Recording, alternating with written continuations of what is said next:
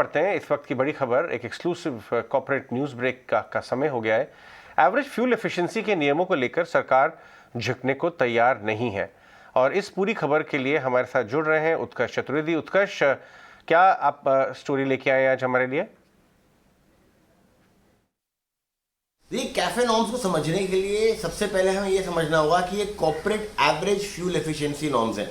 इसका मतलब यह है कि ये जो कार्बन एमिशन लेवल है आपके पूरे पोर्टफोलियो का, उसका एक एवरेज निकाला जाएगा और उसको आपको मीट करना है, जो कि 130 ग्राम कार्बन एमिशन पर किलोमीटर करके आता है।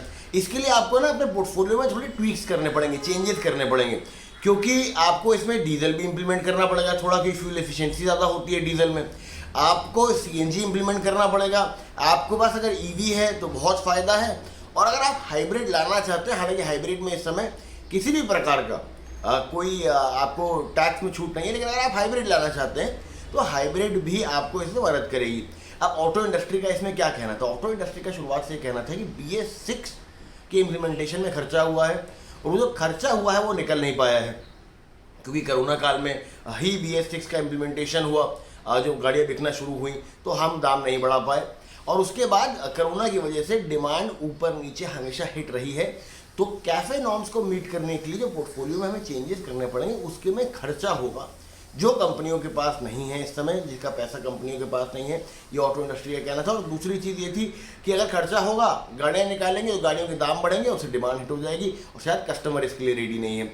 इस दलील को लेकर आगे बढ़ी थी ऑटो इंडस्ट्री, पर ministry of road transport highways बहुत ज़्यादा इस दलील को मानने को तैयार नहीं है। शुरुआत में नितिन गडकरी ने जो मीटिंग करी, उनमें पहले तो ये कहा कि आप फ्लेक्स नॉर्म्स पे कुछ लेके आइए, फिर बात करूँगा, थोड़ा सा और डिटेल्स लेके आइए फ्लेक्स फ्यूल पे।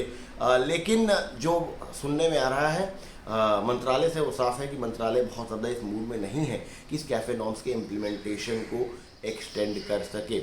और इस पर फ़र्क किसको पड़ेगा? जैसे मैंने आपसे कहा, ईवी अगर आपके पोर्टफोलियो में है तो आपको फ़ायदा होता है। ईवी यहाँ पे सबसे ज़्यादा किसके पोर्टफोलियो में? मारुति सुजुकी के पोर्टफोलियो में ईवी नहीं है, तो मारुति को इन नॉर्म्स को मैच करने के लिए, और डीजल भी नहीं है, तो मारुति को इस नॉर्म्स को मैच करने के लिए सबसे ज़्यादा सीएनजी पे भरोसा करना पड़ेगा, सीएनजी के पोर्टफोलियो को और आगे बढ़ाना पड़ेगा। और सबसे ज़रूरी बात यह है कि हो सकता है कि मारुति को हाइब्रिड की तरफ भी देखना पड़े अगर इन कैफे नॉर्म्स को मीट करना है तो।